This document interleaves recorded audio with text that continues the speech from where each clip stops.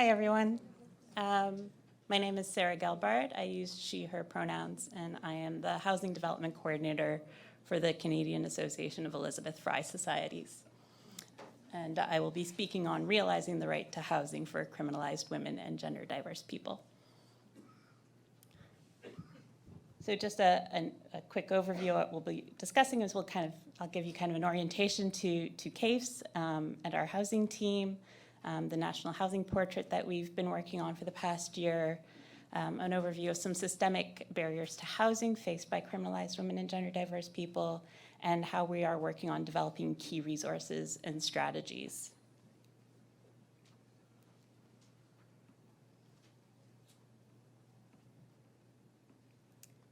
So CAFES,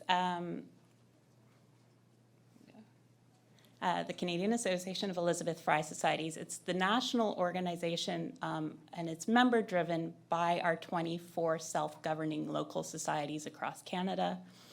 We've recently revised our vision and statement of purpose. So our new statement of purpose is that CAFES works to address the persistent ways in which women and gender diverse people impacted by criminalization are denied humanity and excluded from community. With the vision of working towards a world without prisons, with strong and well-resourced communities for everyone.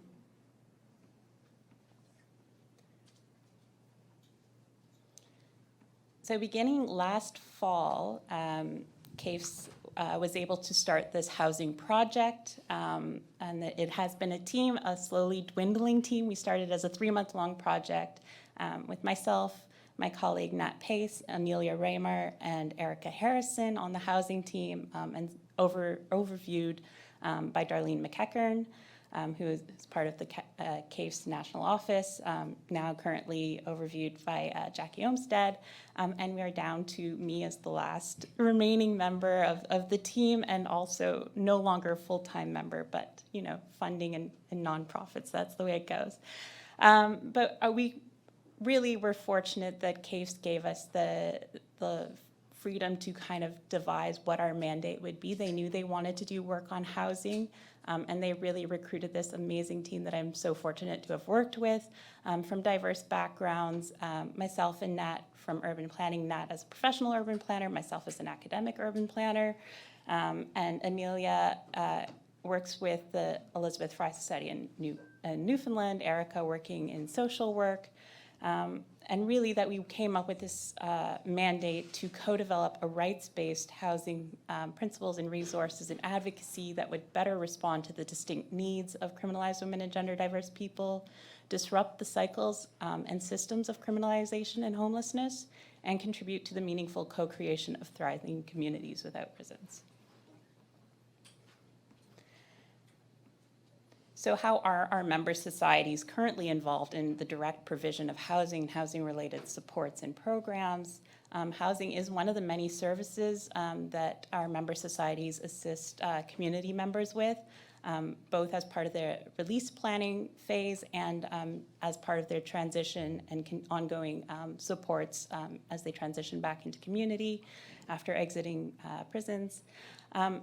We kind of frame it as Elizabeth Fry Societies as the safety net below all the other safety nets, either the safety nets that fail to catch them, the safety nets that aren't there, and the safety nets that have been so overworked and torn through that they're no longer able to support community. And we've recognized that this moment is a key moment to think about housing, not just as service provision, but really fundamental to our overall advocacy of supporting and defending the rights and recognition of the rights of criminalized women and gender diverse people. So part of the project was this survey, the National Housing Portrait, that looked at what housing is currently available and offered through our member societies. The survey found that 14 out of the 24 societies operate physical housing projects. That represents about 1,000 beds across the country, over 44 housing projects. And over half of those are supportive housings, but then there's also a mix of emergency, transitional, and hybrid. On top of that, we also, there are 17 community-based residential facilities, which are halfway houses, representing another 200 beds. And 9 out of 25 of the facilities that are designated for people exiting women's correctional institutions are operated by Elizabeth Fry societies. So we also recognize the critical position that that puts us in, and how we can start to think about what power that gives us to mobilize around the right to housing and to demand meaningful change. We also recognize a huge discrepancy across Canada. BC has by far the most housing services available, whereas Quebec currently doesn't operate any housing facilities, and certainly the prairies and Atlantic regions are also kind of working towards developing their capacity to offer housing and housing-related supports, but face additional struggles compared to British Columbia or Ontario. And we also map this out over time, and we can see sort of certain blips, which I'm sure we haven't done the work yet, but I'm sure you could coordinate that to various housing initiatives and funding through the government. And we kind of trace that back through 1990 to see those kind of different blips. And we certainly see since 2019, this is where we start to see, obviously, some impact from the National Housing Strategy and funding streams that have been opened up through that.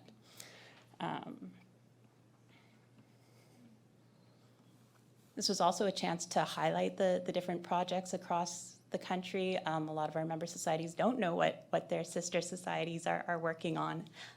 This is currently still just an internal document, but even that is a big step forward to be able to share lessons, share strategies, and share the different types of housing that are offered across our network. So I just tantalize you with an illegible slide. And so our next part was kind of alongside learning what is currently available and offered, is to offer this speculative question, this really important question of what would a rights-based strategy to intersectional feminist and abolitionist housing be like? So in 1990, CAFES was one of the community organizations who were part of a task force to reform corrections for women in Canada. That was the Creating Choices report. And it was to kind of create new opportunities for release to community and various other community-based housing options were really vital to the recommendations of that report. So that was 30 years ago. What it did was it recognized social causes of incarceration, and its principles were intended to create community-centered responses. What it failed to do, and this has recently been kind of confirmed by the Office of Corrections Investigator report on the 30th anniversary, finding that the principles of creating choices were never fully implemented and not really visible in practice, and so that the philosophy of the document was undermined by a shift towards even more punitive responses within corrections facilities. And this failure of creating choices was kind of instrumental to CAFES shifting its mission to recognize that this is no longer about reforming correctional institutions. We need to adopt an abolitionist mandate. And so that we have said it in words. Thank you. Yeah, that deserves that's a big one. We are still learning what that means. And so this question is also inspired by Dolores Hayden, who is a feminist planner, and her work in 1980 was entitled, "What Would a Non-Sexist City Be Like?" And it's really important. And in 1980, right? So we're also talking about this long struggle. This is nothing new, and there are so many wonderful examples, so much great research, so many great stories. What could we be working towards? So what do we learn from abolition? And we generally think of abolition in relationship to prisons and to police. But we also have this really amazing kind of emerging field of research on abolition and carceral geography that also recognize that the carceral geography extends well beyond the prisons. It enters into cities, into communities, it enters into homes, it disrupts all of those geographies. And it helps us to understand that way that those institutions are not just limited to prisons, and that we can think about it as impacting different spaces. And Ruth Wilson Gilmore, an amazing scholar who really also recognizes that abolition itself starts from home. It starts in community, it starts from home. It doesn't start in the prison. It starts from, and it finds its greatest strength from home. And while this is a bit of a, speaking home kind of metaphysically, I think it really does also mean in the battles that we're all fighting, right? Those are abolitionist battles.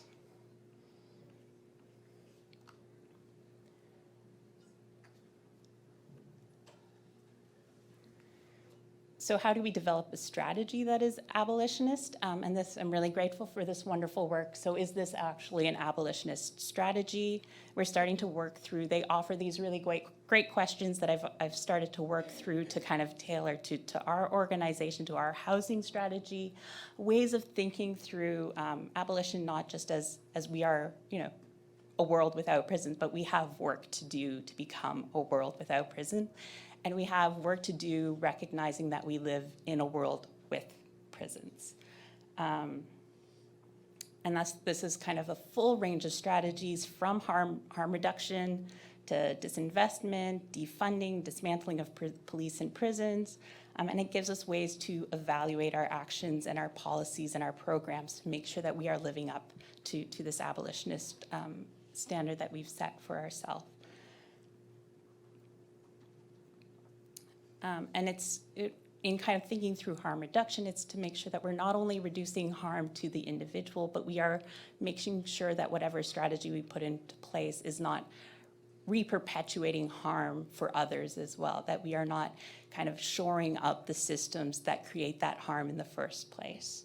And this leads to some very difficult and messy questions, and it has been a huge struggle for our organization, especially when we recognize the role that nonprofits play within these oppressive systems, recognizing that the work that we do with all greatest of intentions, with all the love and sincerity and effort and sweat and tears that goes into it, we are beneficiaries of the systems that we're trying to dismantle.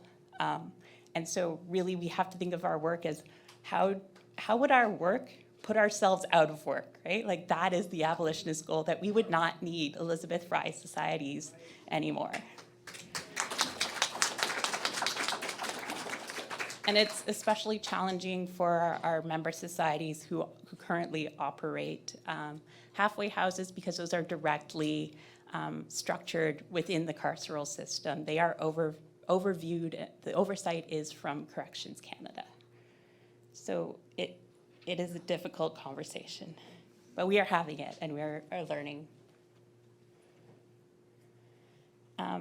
So how does this kind of position itself in the right to housing? And I'm so grateful for the work of the Women's National Housing and Homelessness Network and the Indigenous Feminist Housing Working Group for the work that they've done in submitting their claims, and their claims do such an amazing job, and we see the experiences of the folks that we work with reflected in those claims.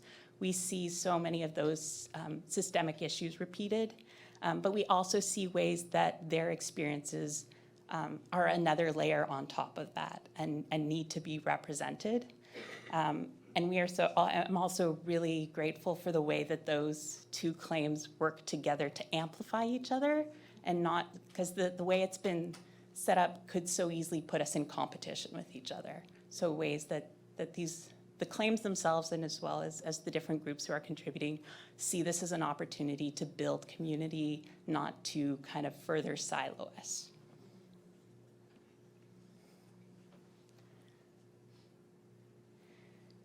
So This work also involved reviewing all of the reports that have been produced by Elizabeth Fry Societies, as well as a lot of different organizations that we've reached out to.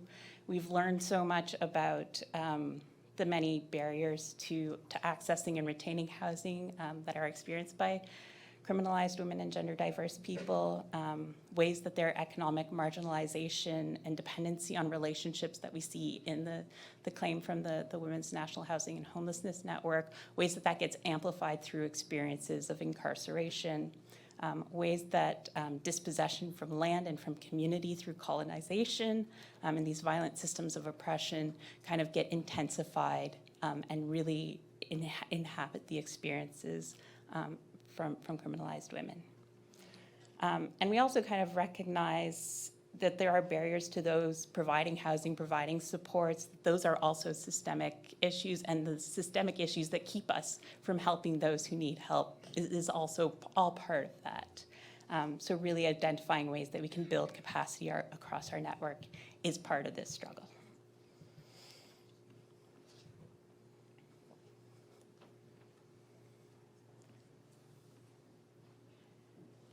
So there is research on homelessness as a pathway to criminalization. It's still very marginal within the literature and within policy.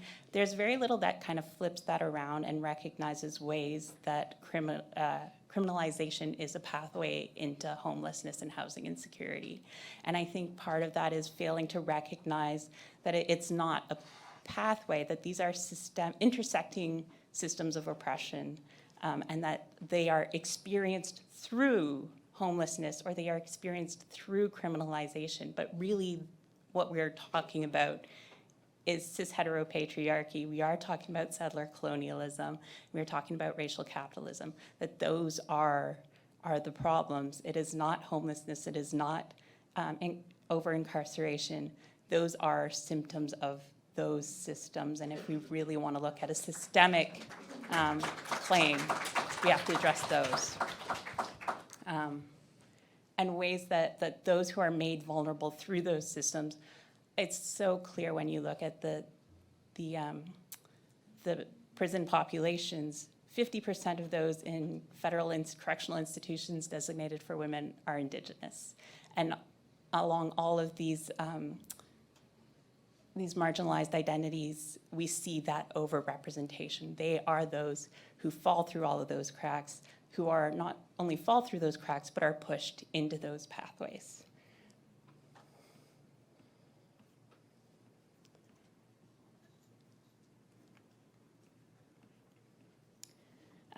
So part of this work, we've had our first in-person meeting back in September, the first time in 3 years that the whole network was able to get together. We had executive directors, we had housing directors from all 24 member societies, we had CAFE's national office staff, and we also had our newest committee, which is the Systems Change and Transformative Voice Committee, which are folks with lived experience, not only of criminalization and the various kind of intersecting identities and lived experiences that contribute to their criminalization, but also deep experience as community engaged advocates. And really having them at the table was so pivotal to this. And it's also a learning process, and there were harms that were reproduced, and we were learning, and they are so generous in being understanding, and they know that there is work to be done. So I'm very grateful for their participation in this.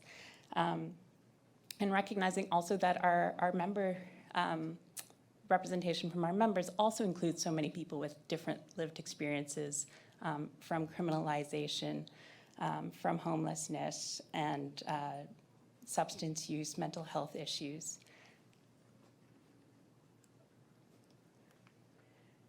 So very quickly, small objectives that we set for ourselves in a 2-day in-person summit that were aspirational, to map out the kind of community residential options that are available, to evaluate our role as community residential providers, to set strategic directions and priorities for improving those facilities. And then the bigger questions of kind of co-developing what our housing principles are, how to articulate shared housing principles and accountability frameworks for housing and housing-related programs across the membership, how to set those key strategic directions and priorities for building our network capacity, and setting key directions and priorities for housing advocacy.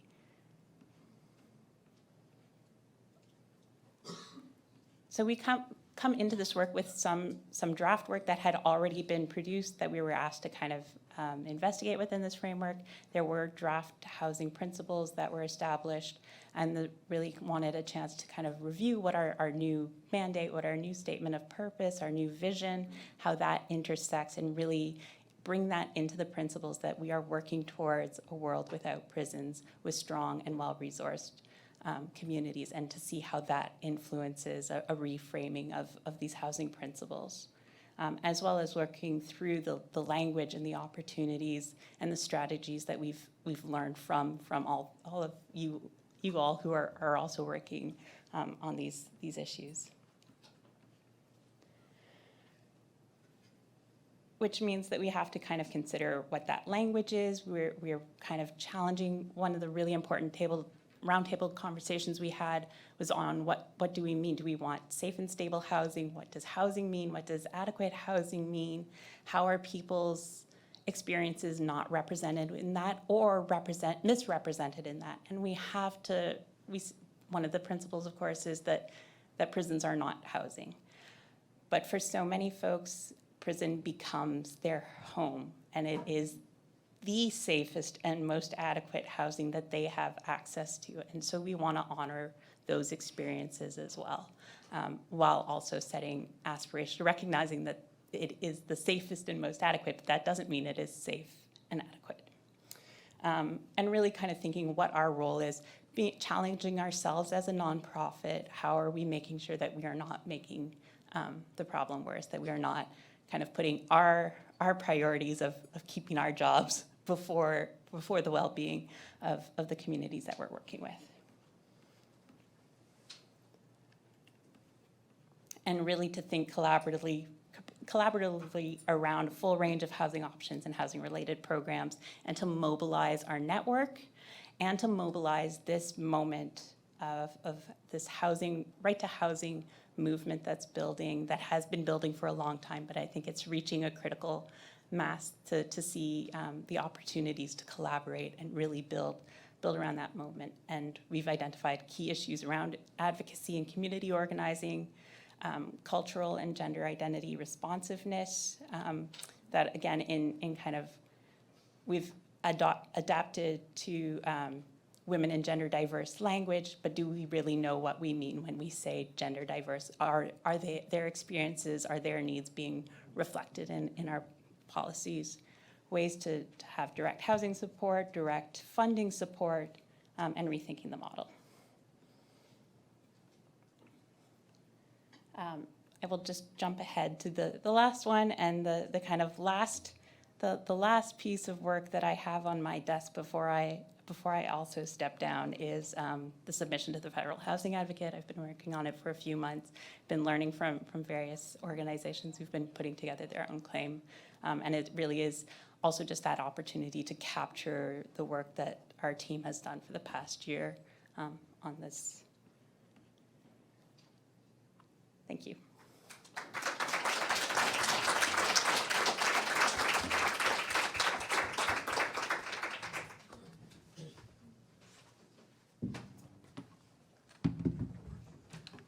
So thank you so much to our fantastic presenters.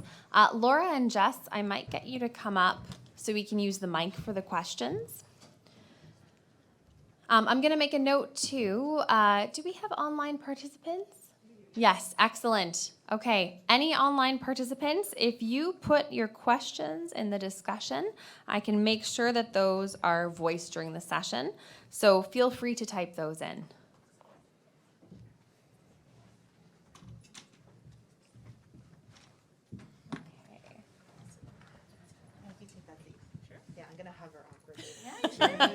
Please hover awkwardly. That's perfect. Okay. Question right over there. I'm really concerned that people with mental health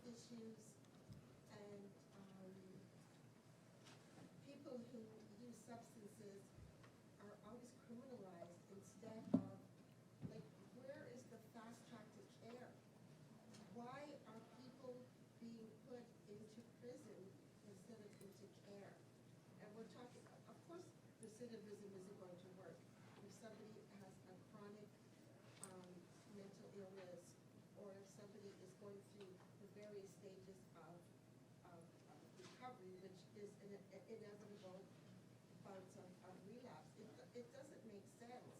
Because then if people are put into housing, they lose it.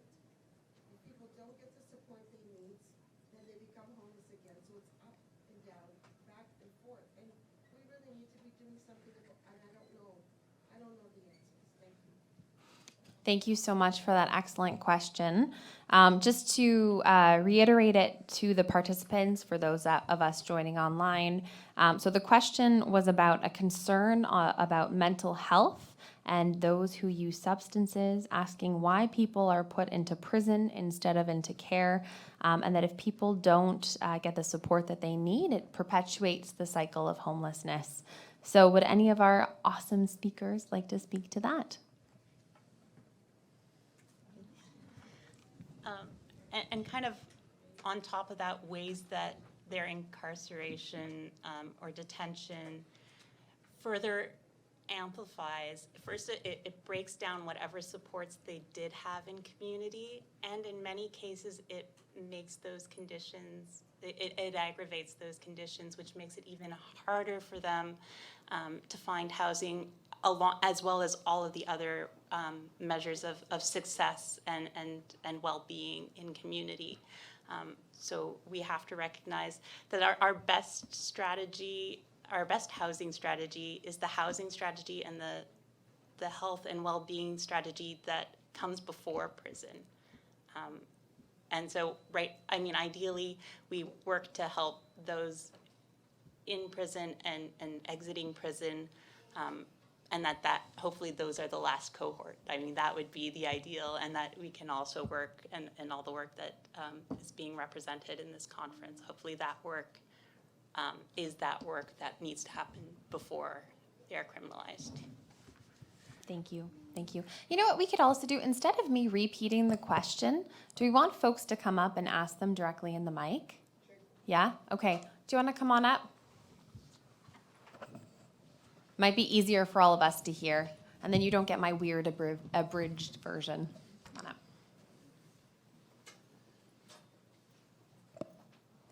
Hi, Kiwatanong Indigenous Kaz. So I'm going to speak more from a lived experience, just really quick, that I did break the cycle of criminalization. It was really hard to do. But I remember being in jail, and I wondered the same thing, because I wasn't in there for mental health stuff.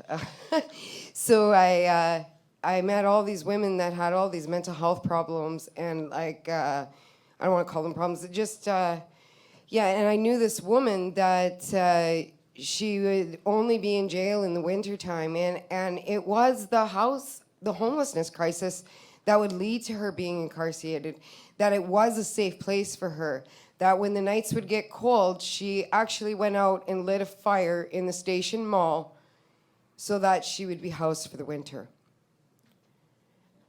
So that's the kind of things that I've witnessed and as a lived experience, and I've served time with these women, and that's what we're facing, and that's what they're facing on the streets. So to just lock them all up and lock us all up and criminalize us and not give us housing, that it is the safest place in some of our lives is a very true statement, and that's something that needs to be changed. Apajigo miigwech bizindawe amantuamando.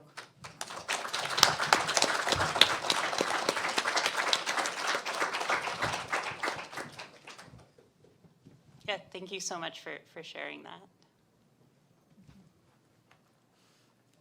Oh, yes, please.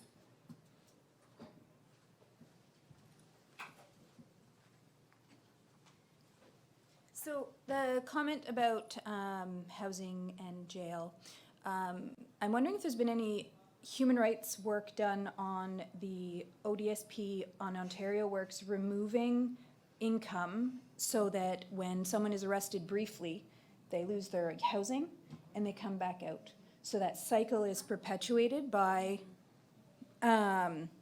it's perpetuated by incarceration and then made exponentially worse when they lose all of their ID and everything that they had and everything that they work towards, everything that we as case managers work towards. There has to be a way that we can start pushing that even harder than we have been, I guess.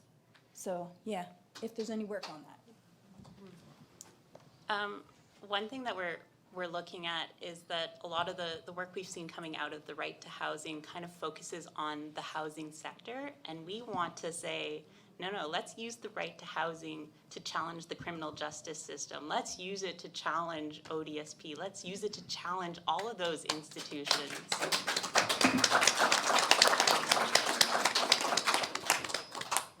I wanted to say too, Cass, did you want to speak to that as well? Because I feel like that connects really closely to some of the things you were saying about income support and ODSP.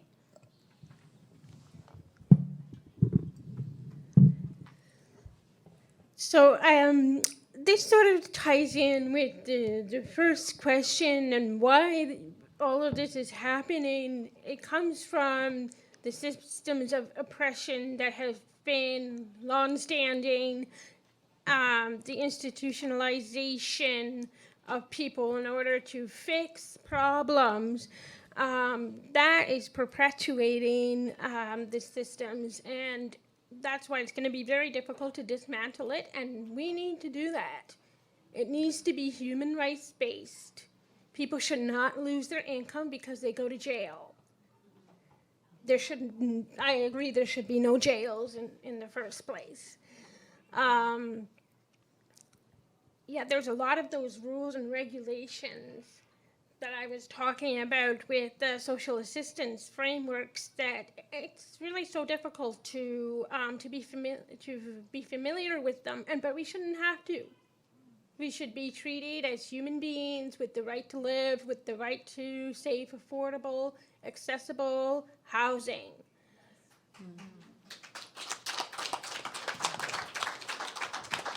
Thank you. Other questions? Oh, yes, please. Come on up.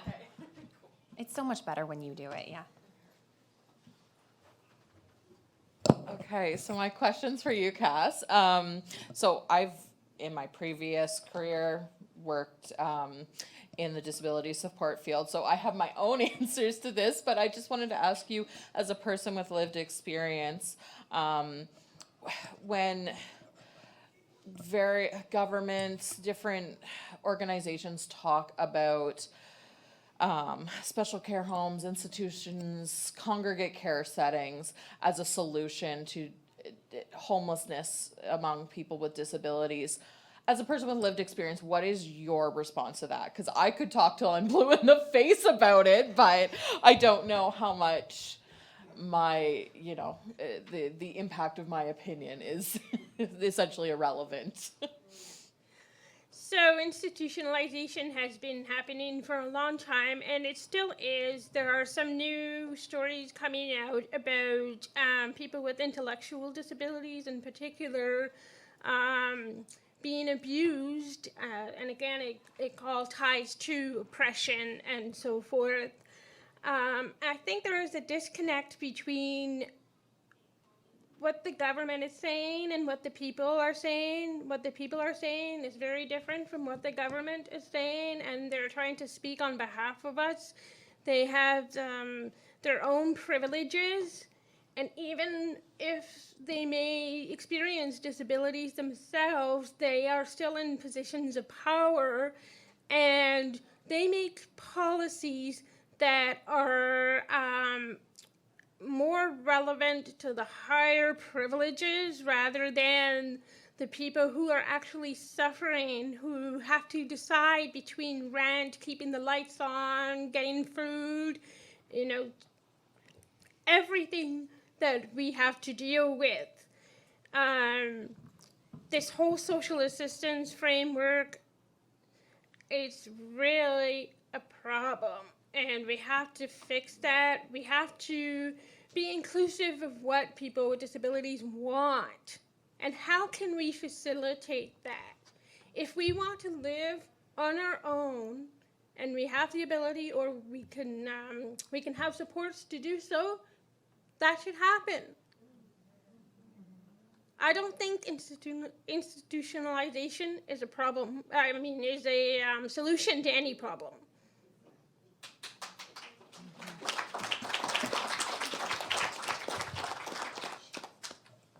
Okay, I'm going to ask a question, maybe for Jess and Laura. I'm really curious, looking at the research that you were doing, and as you were presenting, you were saying, I don't think this will surprise anyone in this room, this like awesome room full of a lot of lived experts, a lot of allies. Here's my question for you. As you were doing that research, was there anything that did really surprise you in that work? Let's see. That's such a good question. I'm like, Oh, talking to the mic. Yeah. Or go up to that. Oh yeah, oh yeah, take this one. I'm just like, that's such a good question. Do I even remember the period from February to April when we worked on this? Do I? Honestly, not really. I don't know if anyone from the team or Jess has a, Jess? I guess for me, as a first-generation Canadian and being in a country that kind of boasts itself for being a home to many immigrants, it was very interesting to me to find that lack of voices from immigrants, seeing that they're such a big part of the population, and not having ways to kind of maybe find in the literature, I guess, lived experience that kind of like reflected their experiences of coming here, having to deal with getting jobs and getting identification and building community and all those other hurdles that go into just kind of seeking affordable and adequate housing. So yeah, I found that super, super shocking. That's the next research project. Yeah, it should be.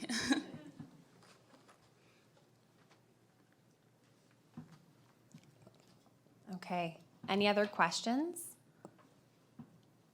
Yes, please, come on up.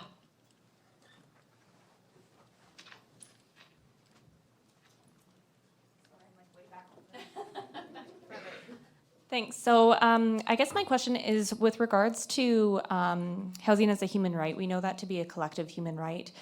It's not individually enforceable. And just wondering what research the work you've been doing might play into that, and as it relates to all of our community members.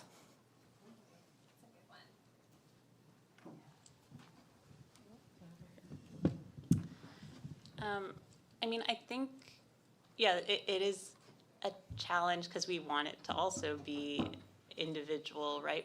The nice thing about this framing, especially working with criminalized women, and this came up in the last session too, the distrust of the legal system. Mm-hmm. And so the way that this is, while it's kind of a legal framing, it is not being worked through the usual legal avenues. And I think that opens opportunities to engage individuals who would not want to be re-traumatized by choosing to go into a into a justice system response. So I think that that's one way that we're working through and taking advantage of that opportunity of it being framed as a collective and systemic approach to the right to housing. Please, Laura. Yeah. Your mic again. Oh, please do. So the National Housing Strategy, right, it actually included legislation that talked about a human right to housing, which is a big deal because even though Canada signed on to international covenants that support the right to housing, it requires domestic legislation to be justiciable, which basically means to be enforced to some extent by the courts. And we've seen recent court cases in BC, and there's actually one happening. I work in Waterloo. There's one happening right now in Waterloo as well around the right to housing. Not that we should rely on the courts to define this stuff. But what I'm saying is I think for our approach in terms of working with the National Housing Council, which is this advisory body trying to push the National Housing Strategy further, well, at least that's how I kind of see it, right? There's real power there, right? Like policy documents, they may seem really boring and pointless, and sometimes they are, but there's real power in getting stuff into that strategy because it gives it some sort of official standing where at least there needs to be, you know, some sort of it's like essentially like a little lever to push open the door a tiny bit. So that's kind of how I see our work in terms of being able to make some of those recommendations and make them fairly boldly as a third-party research team that's not, you know, we're not part of government or anything. and try and use that to kind of push that door open a little bit more. That's the incrementalist answer for you, right? Then the other people are like, overthrow it all. There, did you want to? Something I want to point out as we talk about national housing strategy and such, the problem is that it's being used to say that they're doing good, but they're not. There needs to be an accountability mechanism, and that all marginalized communities, all people should have access to housing, and that really does need to be reflected in the laws, and there has to be accountability. Because right now, it's just being, the smoke screen, everything is just like, it's on show. They're saying they're doing all of this, but are they really?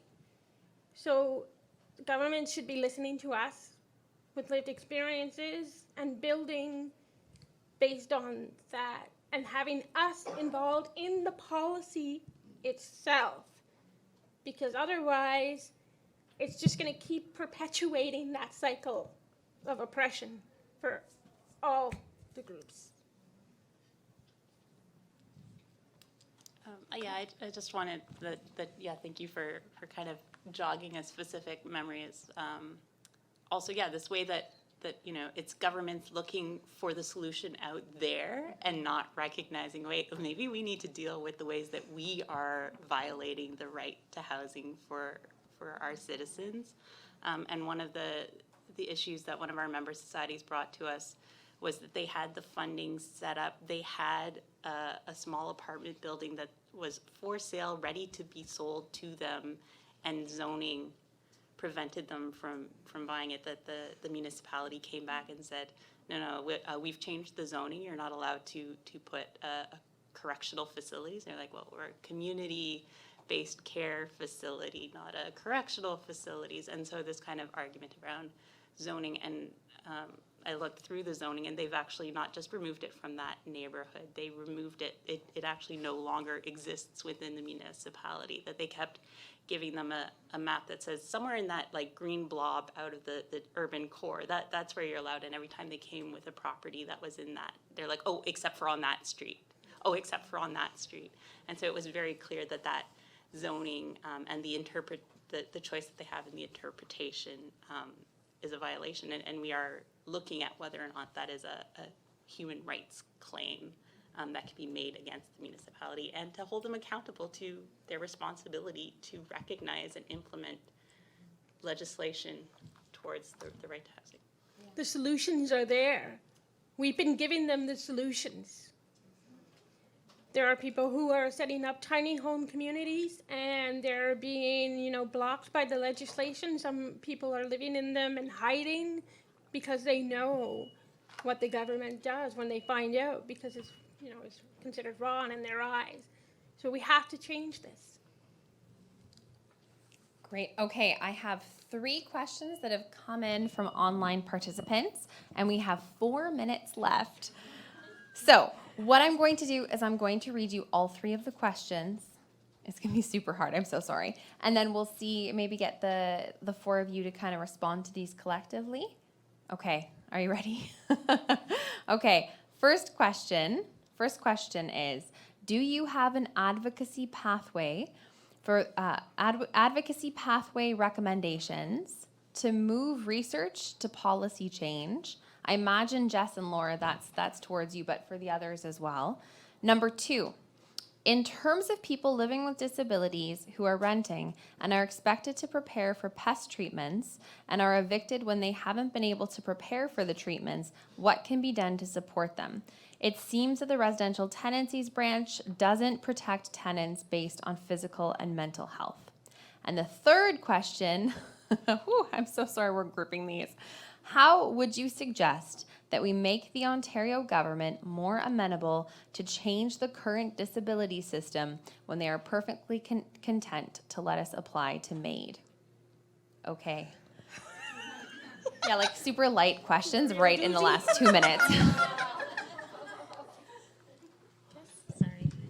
jump in and maybe address that first question. And I guess that's kind of where, like, in terms of moving research to policy, and I guess that's kind of where that accountability piece comes in, because this research is out there. People are speaking their minds, they're sharing what they need, and people know what they need. So it's just a matter of, I guess, putting pressure on governments to be accountable to their people. And I don't know what those measures could look like, but there was that example with the Indigenous Housing and Homelessness entity, where they're the ones that kind of like set the guidelines of the recommendations and like further guidelines. So I just maybe creating more ad hoc advisory councils that can kind of speak to the distinct needs of different groups who experience core housing need.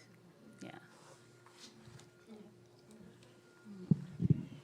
These are very complex questions, and I'd like to thank you for them. It's making me think.